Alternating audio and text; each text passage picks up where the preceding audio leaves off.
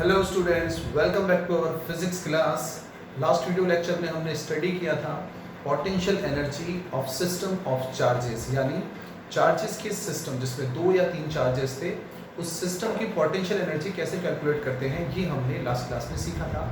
आज इस क्लास में हम पोटेंशियल एनर्जी ही कैलकुलेट करेंगे, लेकिन इन presence of external electric field. Last class में जो हमने पोटेंशियल एनर्जी कैलकुलेट की थी सिस्टम ऑफ द चार्जेस के लिए, वहां इलेक्ट्रिक फील्ड प्रेजेंट नहीं था। There is no external electric field present in that case. और अब इस कॉन्सेप्ट में यहाँ एक्सटर्नल इलेक्ट्रिक फील्ड प्रेजेंट होगा, तो अब हमें एक एक्सटर्नल इलेक्ट्रिक फील्ड के प्रेजेंस में ये कैलकुलेट करना है कि एक चार्ज या 2 चार्ज का सिस्टम या 3 चार्ज के सिस्टम की पोटेंशियल एनर्जी किस तरीके से कैलकुलेट की जाती है। तो जो लास्ट कॉन्सेप्ट था वो तो हमें सीखना ही है, उसके बाद ये थोड़ा सा उसका लेवल्ड अप कॉन्सेप्ट है, तो स्टार्ट करते हैं। ओके, सो एक्सटर्नल फील्ड अगर प्रेजेंट है तो भी कॉन्सेप्ट जो है वो तो सेम ही रहेगा। पोटेंशियल एनर्जी का कॉन्सेप्ट क्या होता है? Work done by external agent, net work done by external agent. तो लास्ट क्लास में जो हमने डेरिवेशन किया था, वहाँ सिस्टम को बनाने के लिए जो भी वर्क करना हो रहा था, हमें जो भी वर्क करना पड़ा था वहाँ, वो सब हमें बाकी चार्जेस के अगेंस्ट करना पड़ा। अब चूंकि एक्सटर्नल फील्ड भी प्रेजेंट है तो चार्जेस के अगेंस्ट तो वर्क होगा ही होगा, उसके अलावा इस एक्सटर्नल फील्ड के अगेंस्ट भी हमें वर्क करना पड़ेगा। यानी जो हमने लास्ट क्लास में सीखा था वो सारा वर्क डन तो है ही, उसके अलावा हमें एक स्टेप और बढ़ा देनी पड़ेगी यहाँ। तो हमें इजीली हम इस बात को समझ सकते हैं, जो स्टेप बढ़ेगी वो स्टेप होगी work done against this external electric field. I think concept समझ में आ गया होगा। तो बहुत ज्यादा डिफरेंस नहीं है, लेकिन हाँ, 2 अलग अलग कंडीशंस हैं। हम without external field condition already discuss कर चुके हैं लास्ट वीडियो लेक्चर में, और अब हम डिस्कस करेंगे कि इलेक्ट्रिक फील्ड के प्रेजेंस में अगर हम सिस्टम ऑफ चार्जेस की पोटेंशियल एनर्जी निकालें तो क्या फॉर्मूले होते हैं और क्या कंडीशन होती है। ओके, सो सबसे पहले यहाँ हम सिंगल चार्ज के लिए डिफाइन करते हैं कि अगर एक्सटर्नल फील्ड में हम किसी सिंगल इलेक्ट्रिक चार्ज को लेकर आ रहे हैं तो पोटेंशियल एनर्जी कितनी होगी। किसी सिंगल इलेक्ट्रिक चार्ज को अगर हम एक्सटर्नल इलेक्ट्रिक फील्ड में लेके आए तो उस केस में जब हम उस चार्ज को किसी पॉइंट तक लेकर आएंगे तो work done W is equal to क्या होगा? Q into V। Work done बिल्कुल सिंपल है, V इज इक्वल टू, हम फॉर्मूला पढ़ते हैं, पोटेंशियल क्या होगा? W upon Q। और हमने सिस्टम के पोटेंशियल एनर्जी में ये देखा था कि चार्ज को इंफिनिटी से उसके पोजीशन तक लाने में जो वर्क डन होता है, that work done will define potential energy in that case. Okay, so here we can write W is equal to Q into V। तो किसी सिंगल चार्ज के लिए अगर हम देखें, first point for a point charge, एक point charge के लिए देखते हैं, फिर 2 चार्ज के सिस्टम के लिए देखेंगे। अगर हम किसी पॉइंट चार्ज की बात करें तो पॉइंट चार्ज को लाने में वर्क डन कितना होगा? W is equal to work done to bring that point charge Q into V। Suppose हम उसको R पोजीशन पे ला रहे हैं, यानी VR। ये VR क्या बता रहा है? ये VR बता रहा है कि उस R पोजीशन पर पोटेंशियल की वैल्यू कितनी है। ये मल्टीप्लिकेशन नहीं है, this is the value of potential at a specific point, वो स्पेसिफिक पॉइंट जहां पर हमें उस चार्ज को लाना है। तो काफी सिंपल हो गया, Q इंटू V। बात तो वही है, बस R थोड़ा स्पेशली दिखा दिया। क्यों? क्योंकि अलग अलग पॉइंट पर V की वैल्यू अलग अलग हो सकती है, और उस केस में हमें वर्क डन कैसे डिफाइन करना होगा? Q into V। बात वही है, Q जिस इलेक्ट्रिक चार्ज को हम इन्फिनिटी से लेकर आ रहे हैं, और V R उस पॉइंट की पोजीशन है जिस पॉइंट पर हम उस चार्ज को प्लेस कर रहे हैं, उस चार्ज को लेकर आ रहे हैं। तो ये हो जाएगा वर्क डन, और work done is equal to potential energy. So potential energy कितनी हो जाएगी? सेम पोटेंशियल एनर्जी भी हो जाएगी Q इंटू V, और V कौन से पॉइंट पे? R लोकेशन पे। So this is the formula of potential energy of a single electric charge when the charge is brought from infinity to any point in electric field। ठीक है, तो external electric field के presence में single charge को लाने में जितना work करना होता है, वही वर्क उसके पोटेंशियल एनर्जी को डिफाइन करता है। चलो अब बात करते हैं 2 चार्ज के सिस्टम के लिए, कि अगर सिस्टम में 2 चार्जेस हों तो फिर हम किस तरीके से कैलकुलेट करेंगे पोटेंशियल एनर्जी। तो देखते हैं, सेकेंड पॉइंट पर डिस्कस करेंगे for system of 2 charges. Okay, for system of 2 charges. तो 2 चार्जेस के सिस्टम के लिए ध्यान से लिखना, आप हम क्लियर करेंगे यहाँ। तो अगर मैं यहाँ कहूँ कि एक चार्ज है Q1, ठीक है, और Q1 की जो पोजीशन है वो हम मान के चल रहे कितनी है R1, ठीक है। ठीक इसी तरह से एक और चार्ज है यहाँ पर Q2, और Q2 की जो पोजीशन है वो कितनी है R2, और इन दोनों के बीच में जो सेपरेशन है वो कितना है R1। और ये जो फील्ड है, ये जो सिस्टम हमने बनाया है, it is placed in external electric field. ये एक्सटर्नल इलेक्ट्रिक फील्ड में है। अब एक्सटर्नल इलेक्ट्रिक फील्ड में है, फील्ड की हमें जरूरत नहीं है, बस हमें उन पॉइंट पे पोटेंशियल की वैल्यू पता होनी चाहिए जहां हमें चार्ज को प्लेस करना है। ओके, तो सबसे पहले Q1, अगर मैं Q1 को लेकर आऊंगा तो कितना वर्क करना होगा। इस बार Q1 को लाने में वर्क जीरो नहीं होगा। क्यों? क्योंकि there is a presence of external electric field. हमने लास्ट में देखा था, लास्ट जो वीडियो लेक्चर था उसमें हमने देखा था कि वहां कोई एक्सटर्नल फील्ड नहीं था, इसलिए पहले चार्ज को लाने में कोई वर्क नहीं करना पड़ रहा था। तो देखो काफी सिंपल कॉन्सेप्ट है। तो मुझे बताओ वर्क डन टू ब्रिंग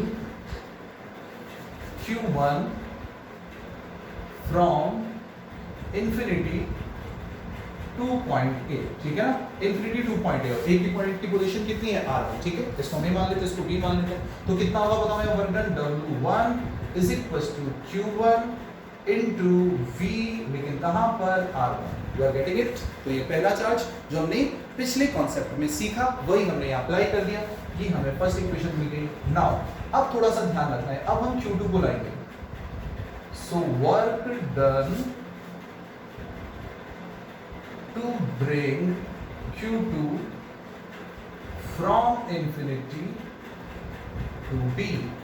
अब Q2 को infinity से B तक लाना है तो ये वर्क डन होगा W2। मुझे एक बात बताओ, अब जो वर्क डन है, Q1 तो आ चुका, Q2 को अब infinity से लेकर आएंगे। अब हमें यहाँ दो वर्क करने पड़ेंगे एक साथ, एक तो इस Q1 के अगेंस्ट और दूसरा एक्सटर्नल फील्ड के अगेंस्ट। बात समझ में आ गई? यानी अब हमें दो वर्क करना है, यानी पहले से ज्यादा वर्क करना पड़ेगा। एक तो हमें एक्सटर्नल फील्ड के अगेंस्ट वर्क करना पड़ेगा, और दूसरा ये चार्ज भी तो है जो पहले नहीं था लेकिन अब यहाँ आए तो इसके अगेंस्ट भी वर्क करना होगा। तो एक्सटर्नल फील्ड के अगेंस्ट कितना वर्क करना पड़ेगा? सेम इसी तरह से Q2 को ला रहे हैं, किस पोजिशन पे ला रहे हैं? Q2 into V, कौन से पोजीशन के लिए? R2 के लिए। You are getting it? Q2 into V at R2, Q2 into V at R1, Q2 into V at R2 plus ये तो हुआ एक्सटर्नल फील्ड के अगेंस्ट पर। अब मुझे बताओ कि जिस चार्ज को हम ला रहे हैं उस पर इसके अगेंस्ट कितना वर्क करना होगा? ये तो हमने लास्ट क्लास में सीख लिया था, और फॉर्मूला कितना था? K Q1 Q2 upon R12। तो ये हो जाएगा K Q1 Q2 upon R12, this is the second equation. ये दोनों को टोटल करने के बाद हमारे पास पोटेंशियल एनर्जी का फॉर्मूला भी होगा। फिलहाल इंपॉर्टेंट ये है, ये देखना कि जब हम पहले चार्ज को लाए तो भी वर्क करना पड़ा, जब दूसरे चार्ज को लाए तो पहले से ज्यादा वर्क करना पड़ा। ये वाला work it is against external electric field and this work is against that charge Q1। So now potential energy, so potential energy of system U will be defined by sum of W1 and W2। clear? So what will be the value of U? U हो जाएगा हमारे पास Q1 into V at R1 plus Q2 into V at R2 plus K Q1 Q2 upon R12। तो देखा हमने दो step extra भी लिए हमें यहाँ लास्ट डेरिवेशन से। सो ये डिस्कशन था, in presence of external electric field how can we define the potential energy. Okay, हमने ये देखा। अब इस पूरे पोटेंशियल एनर्जी के डिस्कशन का सबसे इंपॉर्टेंट और सबसे इंटरेस्टिंग पार्ट, एक इंपॉर्टेंट डेरिवेशन अब हम डिस्कस करेंगे इलेक्ट्रिक डाइपोल के लिए, कि potential energy of electric dipole in external electric field. Okay, तो आगे बढ़ते हैं नेक्स्ट पॉइंट की तरफ।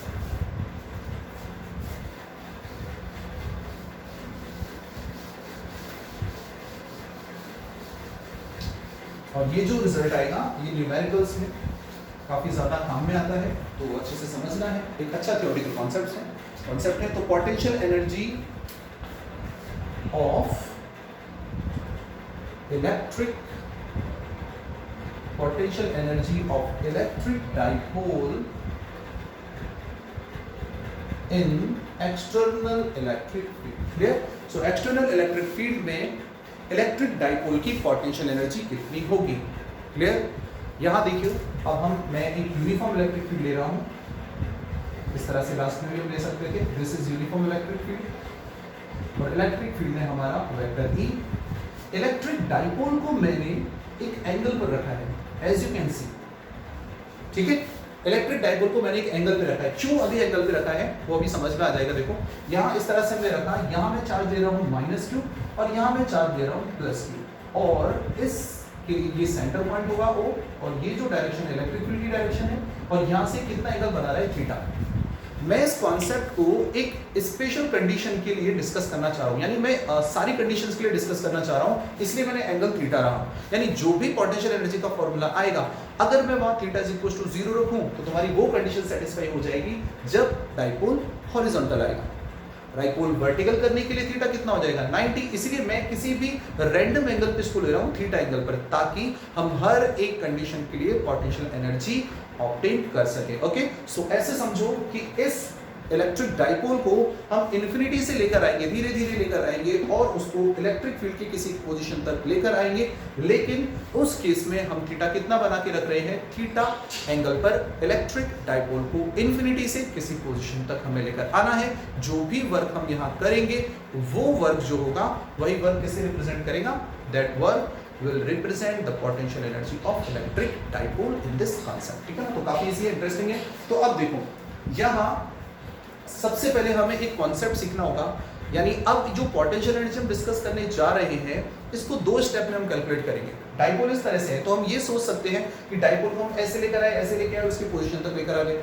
इसके पीछे जो मेन कॉन्सेप्ट है, जिस मेथड से हम ये वर्क डन कैलकुलेट करेंगे, उसमें हम पहले इस डाइपोल को इस तरह से लेके आएंगे हॉरिजॉन्टल, क्लियर, और उसके बाद इसको थीटा एंगल रोटेट करा देंगे। यानी ये जो वर्क डन होगा मैं दो स्टेप में कैलकुलेट करूंगा। फर्स्ट, डाइपोल को इन्फिनिटी से इस पॉइंट तक या इस पोजीशन तक इस तरह से इलेक्ट्रिक फील्ड के पैरेलल लाने में वर्क डन, प्लस डाइपोल को रोटेट कराने में वर्क डन। तो पहले मैं ये कैलकुलेट करता हूं कि डाइपोल को किसी एंगल से रोटेट कराने में कितना वर्क डन करना होता है। तो देखते हैं। तो हम इसका फर्स्ट स्टेप की बात करें, ये एक अलग से भी डेरिवेशन हो सकता है, ठीक है ना, जो यहाँ काम में आएगा रिजल्ट। तो फर्स्ट है हमारा work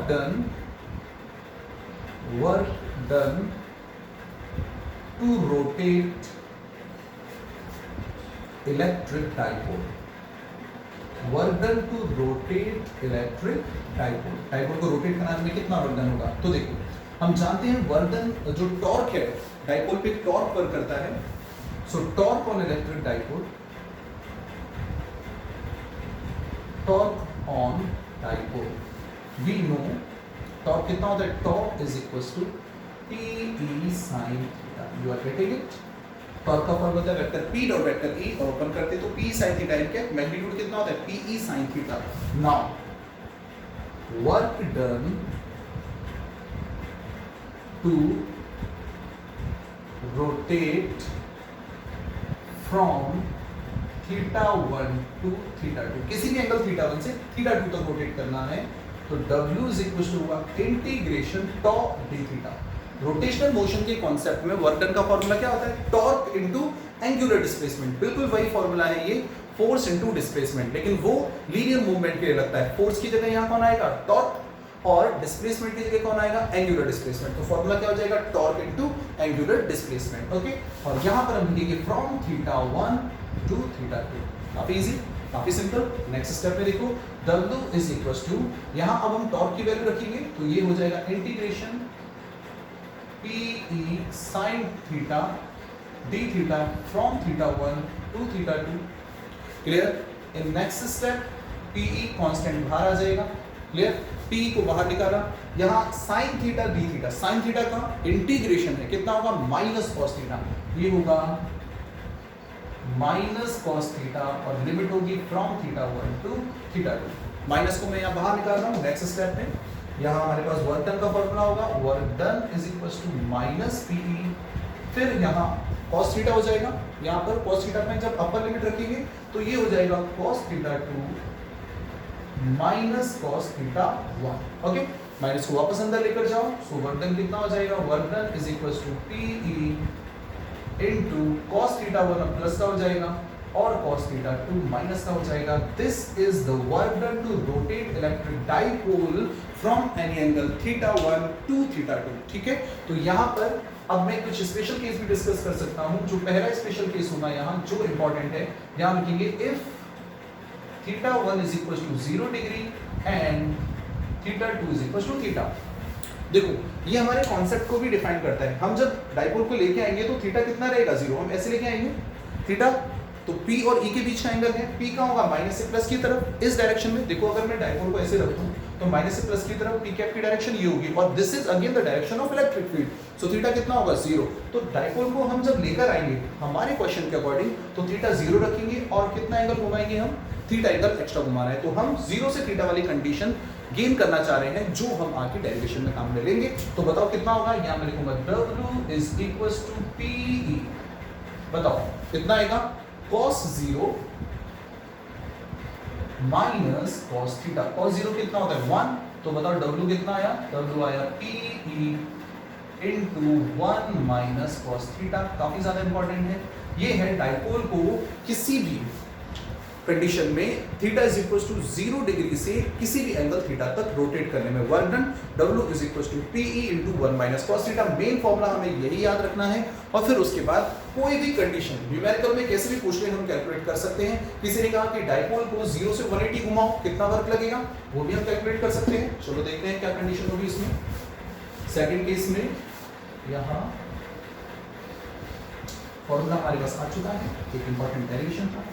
I think her step समझ में आ गई होगी। सेकंड केस में मैं डाइपोल को घुमा रहा हूँ। चलो if theta 1 is equal to 0 and theta 2 is equal to 90। चलो 0 to 90 घुमाते हैं। 0 to 90 में वर्क डन कितना होगा, PE into cos 0 minus cos 90। cos 90 already कितना होता है, 0 होता है। तो W कितना आ गया, cos 0 कितना होता है, 1।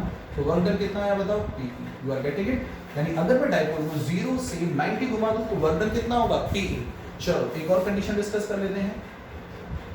If theta 1 is equal to 0 and theta 2 is equal to 180, यानी हम 0 से 180 घुमा दें, डाइपोल को 0 से बिल्कुल उल्टा कर दे, तो उस केस में क्या होगा। देखो डाइपोल अगर ऐसे है तो थीटा 0 रहेगा, पूरा घूम जाएगा, थीटा कितना हो जाएगा, 180, क्योंकि P की डायरेक्शन ये हो जाएगी और इलेक्ट्रिक फील्ड की डायरेक्शन वो हो जाएगी। तो इस केस में W इज इक्वल टू होगा PE cos 0 माइनस cos 180। हम जानते हैं cos 0 होता है 1, cos 180 होता है -1। 1 माइनस -1 2 हो जाएगा। तो वर्क डन कितना है बताओ, 2PE। यानी ऊपर वाला जो रिजल्ट था उसका ट्वाइस, 2 टाइम्स। क्लियर। तो अब हमारे पास एक फॉर्मूला है extra, work done to rotate electric dipole. तो इलेक्ट्रिक डाइपोल को रोटेट करने में जो वर्क डन होता है एक्सटर्नल फील्ड में कितना होता है, PE into cos theta 1 minus cos theta 2। Clear. और स्पेशल केस है कि अगर हम 0 डिग्री से किसी एंगल थीटा तक घुमाएंगे तो कितना होगा, PE into 1 minus cos theta. अब आते हैं हमारे मेन डेरिवेशन पे। This is the work done to rotate electric dipole. तो आधा काम तो हो गया। मैंने कहा था कि अगर हमें डाइपोल की पोटेंशियल एनर्जी निकालनी है तो हमें 2 स्टेप में वर्क डन कैलकुलेट करना है। एक तो डाइपोल को लाने का वर्क डन, दूसरा उसको घुमाने का वर्क डन। तो दूसरा वाला केस तो आ चुका है, डाइपोल को घुमाने का वर्क डन। अब बात होती है इसको लाने में कितना वर्क करना होगा, तो वो अब हम कैलकुलेट करेंगे। You can take a screenshot और बाकी पॉज करके नोट कर सकते हो। आगे बढ़ते हैं। देखो तो फॉर्मूला हमारे पास रेडी है और आई थिंक ये फॉर्मूला हमारे काम में आएगा क्योंकि हम 0 से थीटा तक घुमाएंगे। Okay sure. अब देखते हैं work done. Now work done to bring dipole. ठीक है, डाइपोल को लाने में कितना वर्क डन होगा। देखो अब एक चीज समझो, डाइपोल को हम जब लेकर आएंगे तो थीटा कितना रहेगा, एट 0 डिग्री, है ना। और यहाँ पे थीटा हम कितना रख रहे हैं, थीटा हम 0 डिग्री रख रहे हैं। तो जब हम डाइपोल को लेकर आएंगे तो एक चीज देखो, यहाँ डाइपोल इस तरीके से आएगा। ये एक्सटर्नल इलेक्ट्रिक फील्ड है, मैं उस पर नीचे बना रहा हूँ। ये माइनस क्यू है, ये प्लस क्यू है। This is the direction of P cap and this is direction of electric field. और ये जो पूरा सेपरेशन होता है इनके बीच में वो कितना होता है, 2a। ठीक है ना, ये भी ये होता है, ये भी ये होता है। सेपरेशन कितना होता है, 2a। तो डाइपोल को बनाने में जो वर्क डन होगा ये होगा work done to bring the dipole, और हम बोल सकते हैं work done to build the dipole. Dipole को बनाने में जो वर्क डन होगा वही पोटेंशियल एनर्जी की कंडीशन में होगा। अब देखो इस केस में मैं एक एक करके दोनों चार्जेस को लेकर आऊंगा। बहुत इंपॉर्टेंट है स्टेप समझना। एक एक करके दोनों चार्जेस को लेकर आऊंगा। जब मैं पहले सपोज प्लस क्यू को लेके आ रहा हूं, ठीक है, जब मैं प्लस क्यू को एक्सटर्नल फील्ड में लाऊंगा, चूंकि मैं एक्सटर्नल फील्ड के ऑपोजिट डायरेक्शन में ला रहा हूं, यानी मुझे वर्क करना पड़ेगा। पॉजिटिव चार्ज को लाने में मुझे वर्क करना पड़ेगा, मेरा वर्क डन पॉजिटिव होगा। उसके बाद में इंफिनिटी से माइनस क्यू को लेके आऊंगा, तो वर्क डन मेरा कैसा होगा, नेगेटिव, क्योंकि वो अपने आप आएगा। इस केस में मेरा वर्क डन नेगेटिव होगा। तो एक बात मुझे बताओ, मैं इंफिनिटी से पहले प्लस क्यू को लाया, फिर मैं माइनस क्यू को लाया, इस पॉइंट तक प्लस क्यू को लाने का वर्क डन और माइनस क्यू को लाने का वर्क डन सेम होगा, तो नेट वर्क डन कितना हो गया, 0। और माइनस क्यू को कितना एक्स्ट्रा चलना पड़ा, 2a। समझ में आई? तो डाइपोल को लाने का जो भी वर्क होगा वो बस इतना होगा कि इस माइनस क्यू को 2a एक्स्ट्रा डिस्प्लेसमेंट दिया गया। अच्छा कॉन्सेप्ट है, इसको सीखने के बाद लगेगा कि एक्चुअल में हमने कुछ सीखा है, एक अच्छा कॉन्सेप्ट सीखा है। देखो फिर से सुनो, डाइपोल को बनाने में या डाइपोल को लाने में जो वर्क डन होगा वो कितना होगा, माइनस क्यू चार्ज को 2a डिस्टेंस एक्स्ट्रा चलाने का वर्क डन। ऐसा क्यों? क्योंकि इस पॉइंट तक, इंफिनिटी से जब तक हम इस पॉइंट तक लाएंगे तो इस पॉइंट तक लाने में प्लस ने जितना वर्क किया और माइनस ने जितना वर्क किया वो सेम हो जाएगा। नेटवर्क कितना हो गया यहाँ तक, 0। और उसके बाद बस माइनस क्यू को एक्स्ट्रा चलाना है। कितना एक्स्ट्रा चलाना है, इसको 2 एक्स्ट्रा चलाना है। तो ये 2a एक्स्ट्रा का वर्क डन ही डाइपोल को बनाने में या उसे लाने में वर्क डन के इक्वल होगा। तो क्या होगा, देखो मैं यहाँ लिख रहा हूं, ये वर्क डन इक्वल होगा work done to displace minus Q charge with displacement 2a। You are getting it? Dipole पर जो भी वर्क किया जाएगा वो इस वर्क के इक्वल होगा। अब भी हम कैलकुलेट कर लेते हैं। तो यहां हम कैलकुलेट कर रहे हैं W1, डाइपोल को लाने में जो वर्क किया कितना होगा, वर्क डन होगा force into displacement F into displacement D। F कितना होगा बताओ इसके ऊपर, माइनस का QE। You are getting it? Electric field constant है तो वर्क फोर्स कितना होगा, minus QE। F is equal to QE हम जानते हैं, this is from definition of electric field. E is equal to F upon Q होता है नहीं, E इज इक्वल टू पढ़ा था हमने पहले चैप्टर में, F अपॉन Q फोर्स पर यूनिट चार्ज। तो यहां से फॉर्मूला में मिला था F is equal to QE। ये फोर्स हो गया इनटू डिस्प्लेसमेंट कितना है, 2a।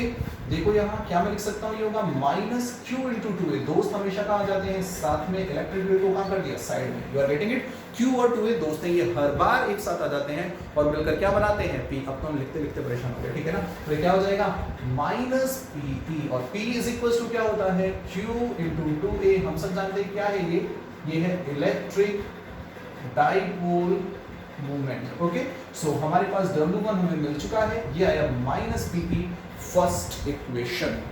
तो डाइपोल को 0 डिग्री एंगल पर लाने में या 0 डिग्री एंगल पर उसे बनाने में हमें कितना वर्क करना पड़ा, नेगेटिव वर्क करना पड़ा। कितना है, माइनस PE। तो अब दोनों वर्क है हमारे पास। एक डेरिवेशन में पहले कर चुका हूं, रोटेशन का वर्क डन। एग्जाम में जितना पूछा जाए उतना सॉल्व करना है। तो W1 हमारे पास आ गया। Now work done to rotate electric dipole. So ये तो हो गया work done. Now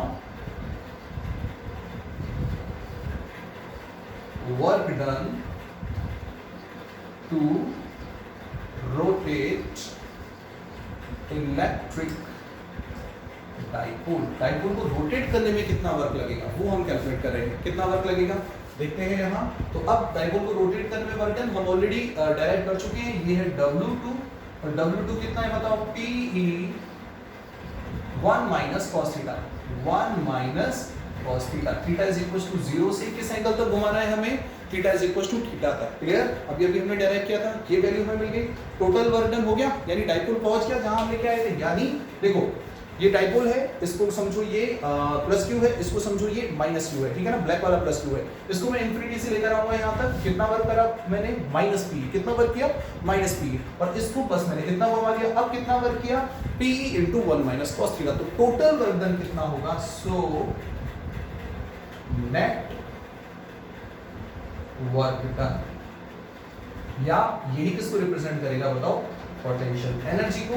so potential energy U is equal to W1 plus W2। U is equal to W1 कितना है, माइनस PE, और W2 कितना है, इसको मल्टीप्लाई करके लिख रहा हूं मैं डायरेक्ट। ये हो जाएगा PE minus PE cos theta. Clear?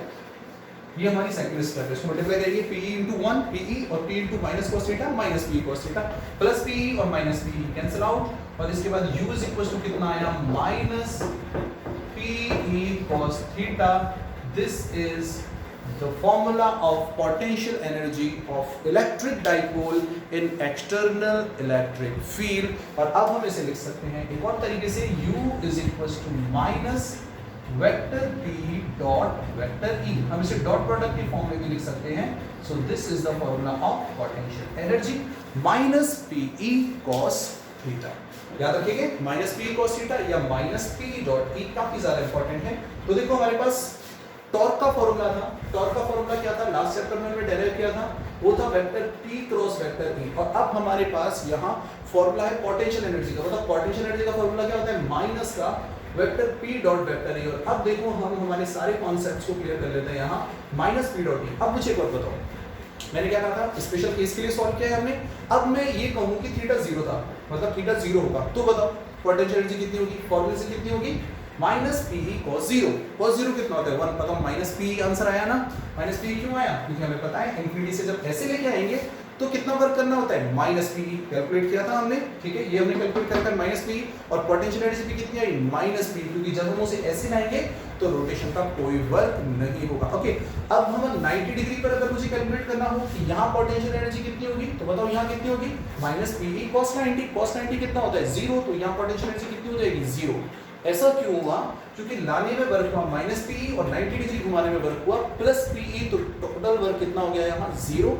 और अगर मैं डाइपोल को 180 डिग्री पर लेकर आऊं तो cos 180 कितना होगा, -1. तो माइनस PE cos 180 यानी प्लस PE, और प्लस PE यानी डाइपोल को हम उल्टा लेकर आए हैं. जब हम डाइपोल को उल्टा लेके आएंगे तो माइनस की जगह प्लस चार्ज को 2a डिस्टेंस एक्स्ट्रा चलना पड़ेगा. और जब plus Q charge 2a distance extra चलेगा तो फिर उस केस में वर्क डन भी पॉजिटिव होगा. बात समझ में आई ना. अभी तो माइनस की तरफ से लाए थे इसको, तो माइनस PE वर्क डन था. सोचो अगर मैं प्लस की तरफ से लाता तो प्लस 2 एक्स्ट्रा चलना पड़ता, तो वर्क डन होता प्लस PE. लेकिन उस केस में थीटा कितना होता 180, जबकि हम कॉमन लिए थीटा कितना लेंगे 0. जनरली थीटा कितना लिया जाता है 0 ही लिया जाता है.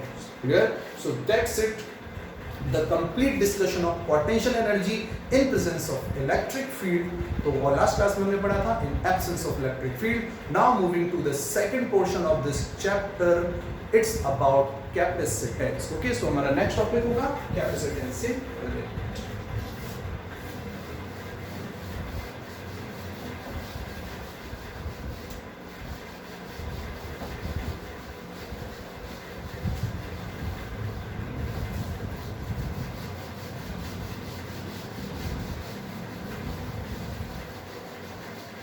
So our next topic is electric capacitance.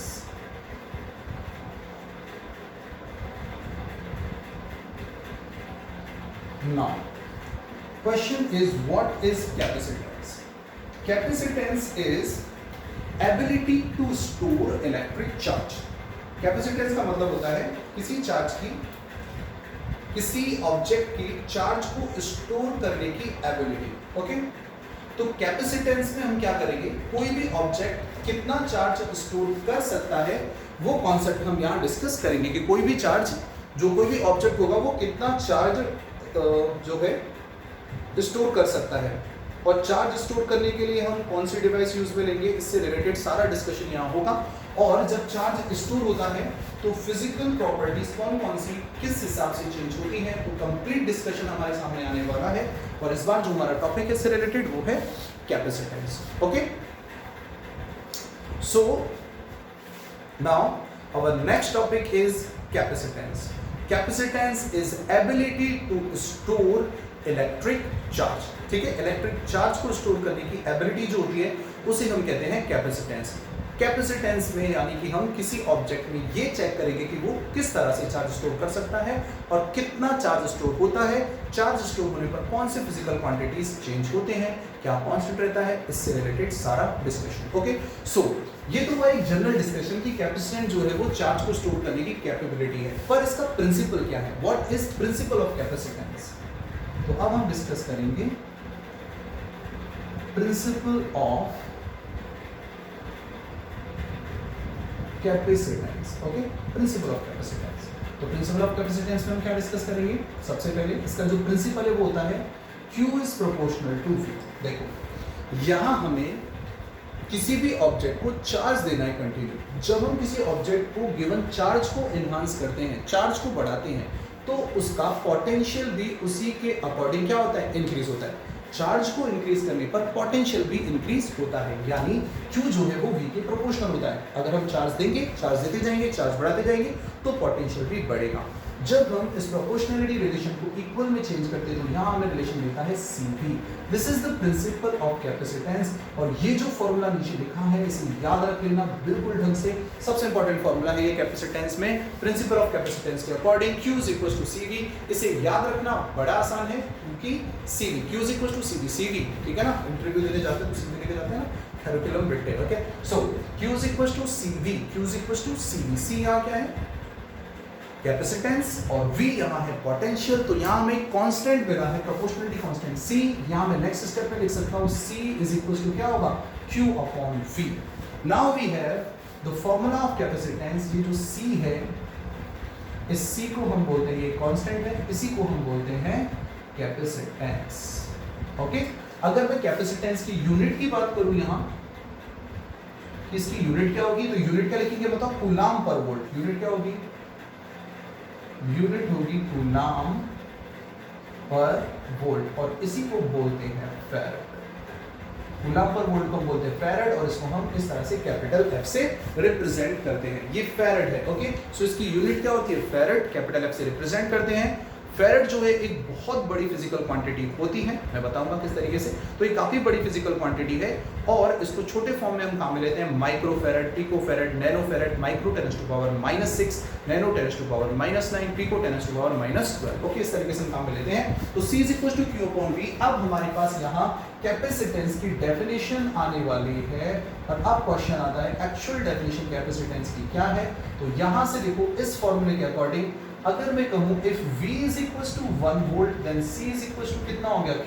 This is the definition of capacitance, और ऐसी डेफिनेशन देना फिजिक्स में तो हमने बहुत सीखा है, ठीक है। बेस को 1 के इक्वल कर लो और फिर फिजिकल क्वांटिटीज को इक्वल कर लो। तो अब what is the definition of capacitance as per this formula. Definition of capacitance is amount of electric charge given to an object to change the potential of that object by unity is called capacitance. Amount of electric charge given to an object to change the potential of the object by unity is called electric capacitance। यानी किसी object के potential को 1 volt unity से 1 volt change करने के लिए जितना amount of charge required होता है उसी को ही हम कहते हैं कैपेसिटेंस। तो लिखो डेफिनेशन, लिखता है ये amount of electric charge required to change the potential of object by unity is called electric capacitance. तो this is the formula of electric capacitance. Clear है। तो ये हो जाएगा C is equal to Q if V is equal to 1 volt. काफी interesting है। तो हमें याद रखना है, कैपेसिटेंस पता चल गया। In simple language capacitance is ability to store electric charge. Second हमने क्या देखा, what is the principle of capacitance. कैपेसिटेंस का प्रिंसिपल है Q प्रोपोर्शनल टू V। जब हम चार्ज देंगे तो इक्वल में चेंज करेंगे, तो ये हो जाएगा Q is equal to CV। यहाँ से हमें मिला C is equal to Q upon V, और इस तरीके से हम आगे बढ़ के इसे कंप्लीट करेंगे। So this is the definition of capacitance. अब हमें किसी भी ऑब्जेक्ट का अगर कैपेसिटेंस कैलकुलेट करना होगा तो हम क्या करेंगे, इस फॉर्मूले को काम में लेंगे, C is equal to Q upon V। चलो इसको जल्दी से काम में लेते हैं, एक अच्छा सा छोटा सा डेरिवेशन करते हैं जो हमें कैपेसिटेंस का बेसिक कॉन्सेप्ट सिखाएगा। So now we are going to derive the capacitance of a metal sphere, ठीक है। तो हमारा टॉपिक है capacitance of a metal sphere और कंडक्टिंग स्फीयर, ठीक है। एक मेटल स्फीयर का हम कैपेसिटेंस कैलकुलेट कर रहे हैं। तो अगर हम मेटल स्फीयर का कैपेसिटेंस कैलकुलेट करें तो सपोज इस तरह से हमारे पास एक मेटल स्फीयर है, यहाँ पर पॉजिटिव चार्ज है, क्योंकि मेटल है, कंडक्टिंग स्फीयर है। हम ऑलरेडी पढ़ चुके हैं कि जो चार्ज होगा वो कहाँ होगा, सरफेस पे होगा। This is the centre of this sphere and this is the radius of this sphere. Radius है r, सेंटर है o, और इस तरीके से ये यहाँ स्ट्रक्चर है इसकी। तो यहाँ हमें कैपेसिटेंस चाहिए। वी नो कैपेसिटेंस, हर डेरिवेशन ऐसे स्टार्ट होगा। Capacitance C is equal to कितना होगा, Q अपॉन V। अभी अभी पढ़ा है हमने, this is first equation, okay.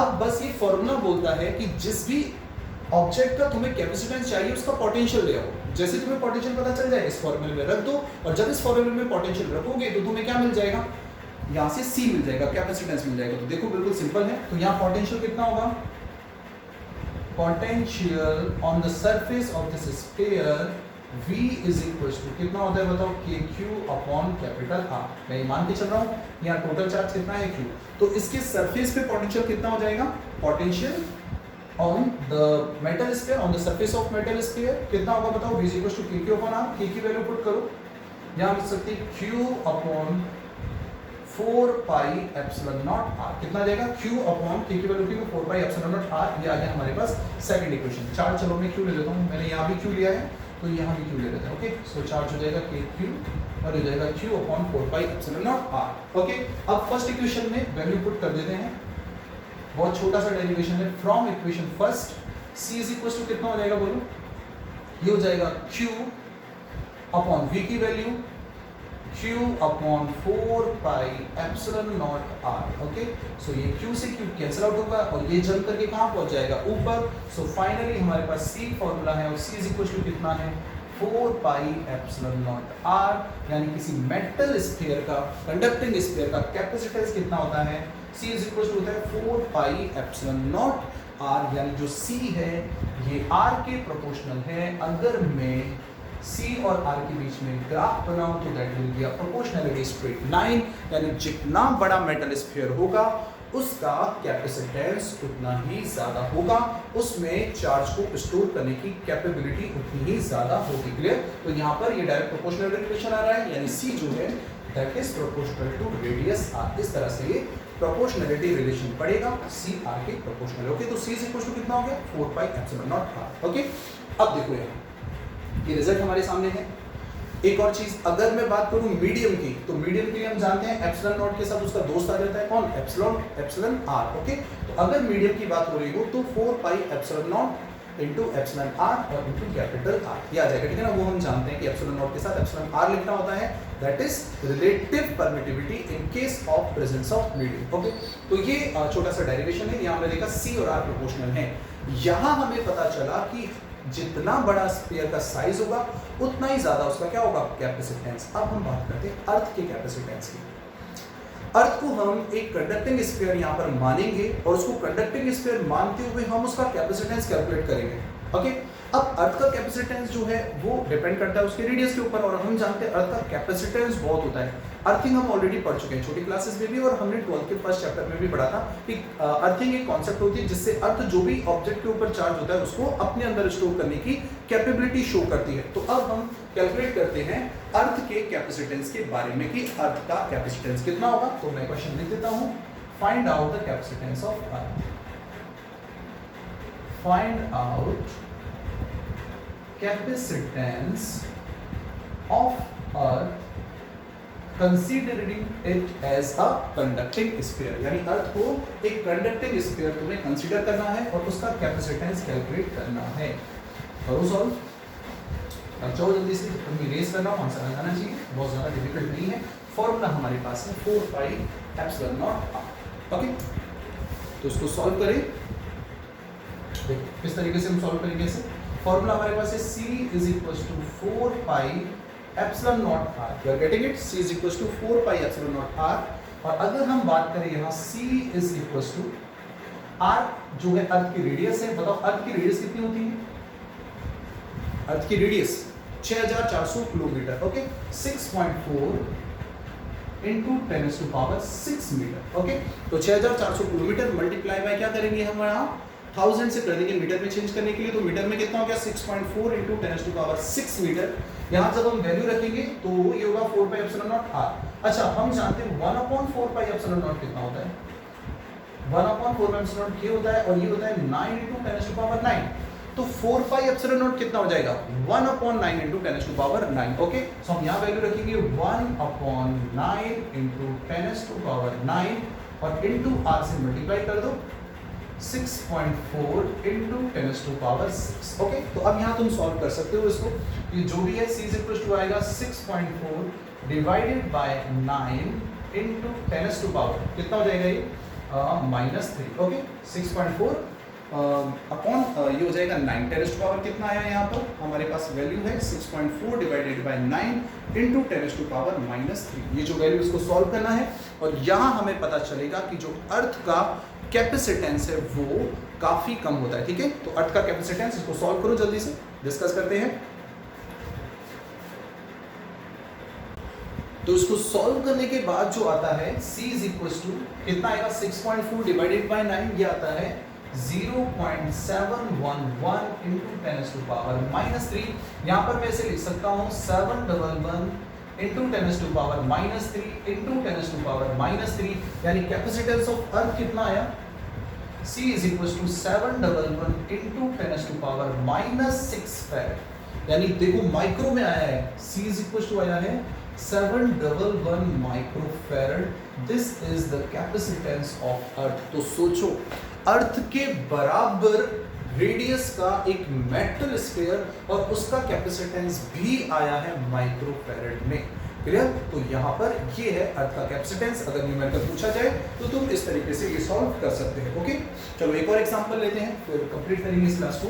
तो एक और एग्जांपल लेंगे हम सेकंड, और जो सेकंड एग्जांपल है यहाँ पर हम इस क्वेश्चन को इस तरह से लिखते हैं, फाइंड, काफी इंटरेस्टिंग क्वेश्चन है ये भी, find radius of sphere, find radius of a sphere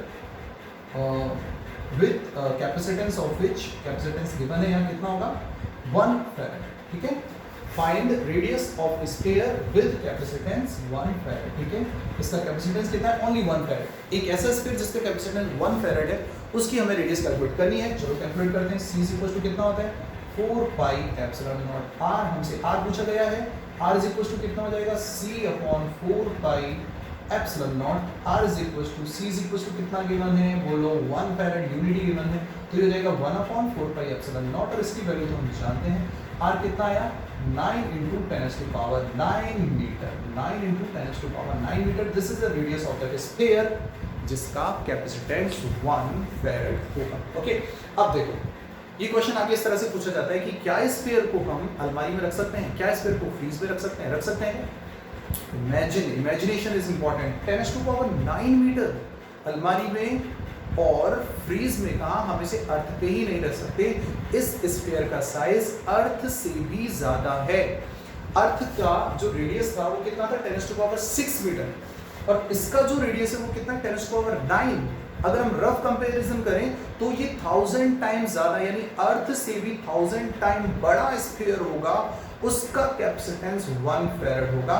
सो ये क्वेश्चन कैलकुलेशन सीखने के लिए नहीं है, कॉन्सेप्ट सीखने के लिए है। और इस क्वेश्चन से हमने क्या कॉन्सेप्ट सीखा कि 1 फैरेड जो है बोलने में 1 फैरेड है, पर ये कैपेसिटेंस का एक बहुत बहुत बहुत ज्यादा बड़ा अमाउंट होगा। ठीक उसी तरह से जिस तरह से फर्स्ट चैप्टर में मैंने समझाया था कि 1 कूलम भी चार्ज की एक बहुत बड़ी क्वांटिटी होती है, उसी तरह से 1 फैरेड भी कैपेसिटेंस की एक बहुत बड़ी अमाउंट होगी।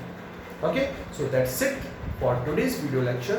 Carry on with your studies, और रिवाइज करना है और अच्छे से कंप्लीट करने हैं क्वेश्चन आंसर्स। तो चैप्टर्स को रिवाइज करते रहो या कंप्लीट करो। नेक्स्ट वीडियो लेक्चर में मिलते हैं। Till then take care, bye.